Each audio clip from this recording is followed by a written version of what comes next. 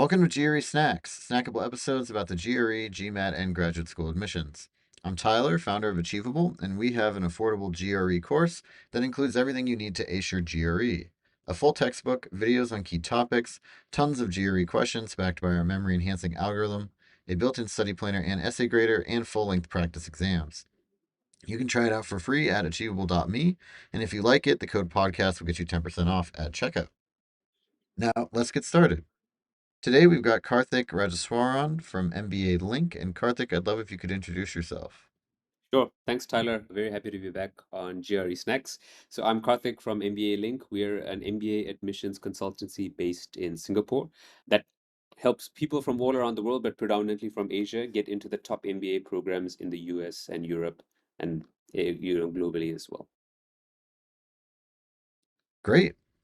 Well, yeah, let's jump right in then. So today we're going to be talking about attention span and anxiety and how it Hmm. relates to MBA applications, which maybe isn't what like everybody was expecting, but I am pretty curious what Yeah. you think, right?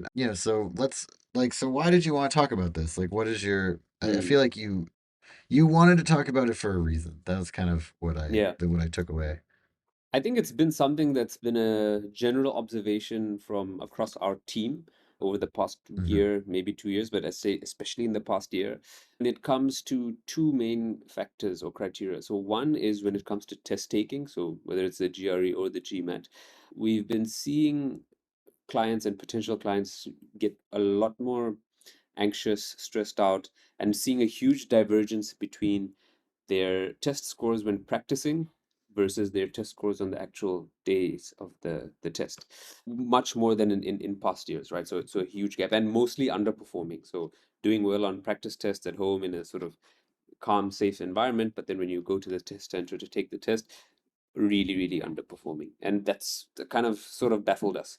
And it's unclear as to why that's been happening. But I think in speaking to clients and understanding their challenges and understanding what's going on a bit more, we've got some ideas around that. Then the other one is more generally around, again, let's call it attention spans and ability to focus.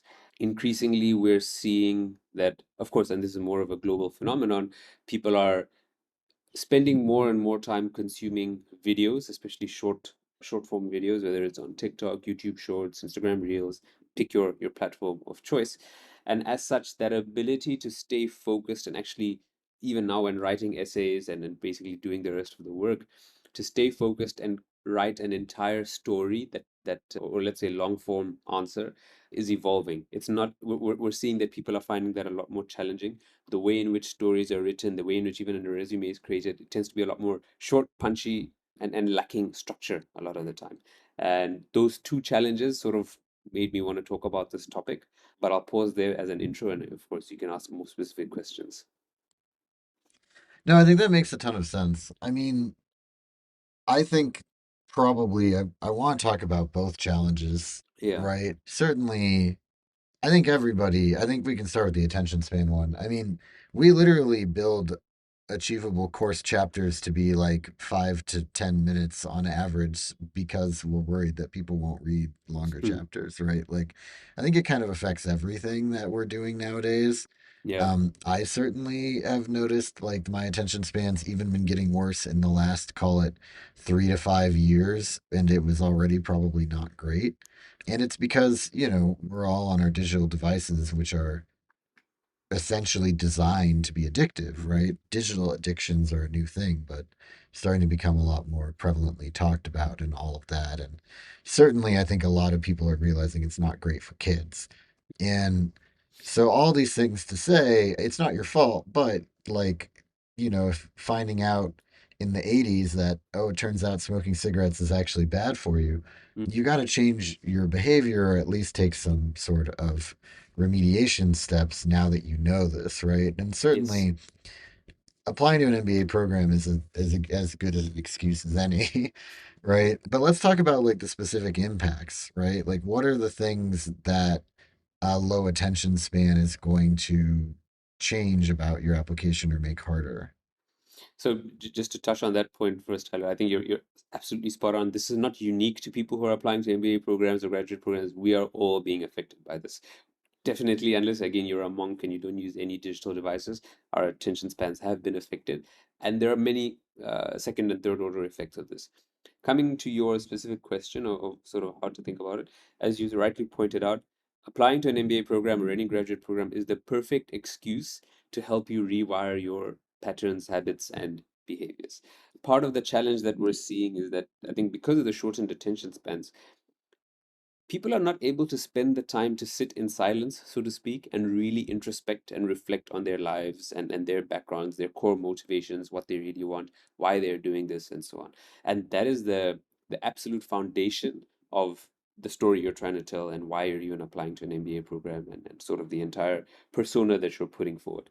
So if you're not able to take that time off and are constantly bombarded by external stimuli or not really able to get down to your core motivations, it'll be very tough for you to be unique and stand out. And I think that's been a major, Mhm. major challenge. To the credit of a lot of the people we work with, and I think our approach as well, it's probably similar for other coaches and consultancies too. We really harp on about this and are very strict with if you're not able to get down to the core of your motivations, there's no point in us sort of continuing or going past the stage. And it helps to be able to drive some level of habit change and also focus during this period of the application, and then you obviously hope that it'll be more longer lasting.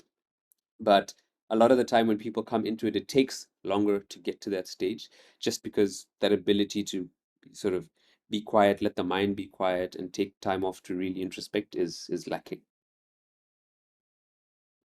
Yeah. Well, and I think it's, things like meditation, right, will just kind of help you anyway, Mm, like in your life. And, I think you can also use that time. I know I feel like I sound like a therapist right now, but no, like not at all. you can It's also a use that time to like journal, which will probably yeah, help you with your essays, like writing down things. Like you can have full journaling sessions. Like these are all things that are actually just good ideas. Like, yeah, this yes. sounds corny and new agey, but and maybe you're listening to this and you're thinking like, okay, who are these, Yeah, I was Western about to say like like we, guys? Like, yeah, but without running the it risk of does help. absolutely. Without running the risk of becoming wellness influencers, I still think, as you Yeah. rightly point out, there are very key habits and behaviors that can help. The specific tools you choose to apply are up to you, and you have to figure out what works. But the basic principle is you need to have the ability to kind of go against all of the noise and all of the attention sucking behaviors and tools that are out there and be able to really think clearly for yourself. That's the end objective. And without saying stuff or telling a story that you think is yours, but is actually just driven by everything you're seeing from the outside. And that's like really the key thing that we're trying to get to with this. Yeah, exactly. Well, and so, that was the first one. Let's talk about the other one. Mm. So I think, yeah, when it comes to, again, let's call it test taking performance and I think anxiety in general, it's again that I'll make a couple of generalizations and then maybe we can get to some of the specifics. But the last 5 to 6 years, let's say with the advent of COVID and then the changes in the sort of ways of working, job market, financial outcomes and policies around the world, there's a lot of uncertainty and I think a lack of stability for young people in the world. So that is causing a lot of general latent anxiety in terms of worrying about the outcomes of what's going to happen with their lives, being able to look forward to the future with a clear plan and pathway, etc. And so that seems to be making it harder for people to deal with, let's call it adversity or unexpected changes, outcomes, etc. So we've seen quite a few cases, for example, with candidates where in their sort of safe home environment where they control all of the factors, they're able to take Mhm. tests and score really well. But then when they go to a test center and it's like, oh wait, this chair is not in the position I like, oh the aircon temperature is not the same as what it is at home. Very subtle changes seems to sort of cause them to sort of really go off track and get quite affected, right? Or maybe, when you press next on the question, it took 2 extra seconds to load and move to the next one. It completely throws off your timing, right? So that resiliency and ability to deal with these changes and unpredictable factors does seem to have, people seem to be finding it a lot more challenging without getting, being a psychologist and getting into all of the underlying reasons. I'm more so observing it from the fact that it's become more commonplace than in the past. It used to be a lot more isolated, but we're seeing this much more commonly where that delta between the safe known environment versus your actual test taking on the day. And again, I think, of course, I'm talking within the context of test taking because that's very applicable to your audience as well. But we're seeing this happen in other cases and situations as well. Yeah. Yeah, I think that's really interesting. I mean, it's also like, I mean, I always think that like the best way to deal with anxiety is more practice. Yeah. But I think even if you practice a lot, it still is like, just that like test center environment. So what advice do you have for people kind of getting over like that hump where, let's say they've done a lot of practice exams, like it's Mm. not the fact that they're like, taking the test for the second or third time when they're going in, it's because they just are kind of freaking out anyway. What advice do you have for those people? Well, I'll give a couple of points, and then I'd also open that same question to you as well. I think there's tactical stuff that people can do, which is general advice of try to replicate the test taking environment as much as you can at home as well, right? So, put off your Yeah. phones, have a bottle of water, have whatever things you would only have in the test taking environment. Take your bathroom breaks, exactly when you would get a bathroom break during the test, time everything accordingly, etc. But you can't control everything. So maybe you can replicate it to about 70 to 80%, but you have to allow for some variance. That's one thing. And then just mentally, I think it's having the attitude of what's the worst that can happen. And I think this applies to everything in life, right? Like if you take that mentality, you are always going to be able to see the positive in a situation and adapt accordingly. Whereas if it's the reverse, where it's like, oh my God, one thing went wrong, and so like everything is going to go wrong, then that's going to put you in a tough position. So I think that's one is tactical, one is a bit more about your mentality and approach towards it. But I guess putting that question to you as well, Tyler, like for yourselves and achievable, how are you thinking about sort of your programs and resources that you provide to be able to assist people also from, let's call it, the mentality perspective, and just like even dealing with the test taking environment and so on. Yeah, I mean, I think that our advice mostly mirrors yours, right? I mean, certainly like our software program does what it can. Like Mm, the test is timed and we don't tell you whether you got questions right or wrong until the end and all that good stuff. right. And then, you should definitely take timed tests. But our advice is basically like take timed tests. If you're taking a test without any timing on it, you're basically kind of lying to yourself and Mm, everybody else with your score in a way because it's like, oh yeah, sure, you got, you know, a great score when you had unlimited time, but that's exactly. like the main challenge of the test is the time. Yeah. Second thing, like you said, I think like some advice that I've heard recently that I like is like take your practice exam in a library. Like, don't just Sure. take it in your house because you want it to be somewhere that has some commotion going on, but not a disturbing amount. Mm. Like, you don't want to be in your room in your house where it's perfectly quiet and you're by yourself. And you also don't want to be in the living room in your house while your little brother's playing Call of Duty. So you've got to find like a middle ground. And so like taking the test like in a library, like a public library or a school, or even in a coffee shop if it's like a Yeah. quiet coffee shop.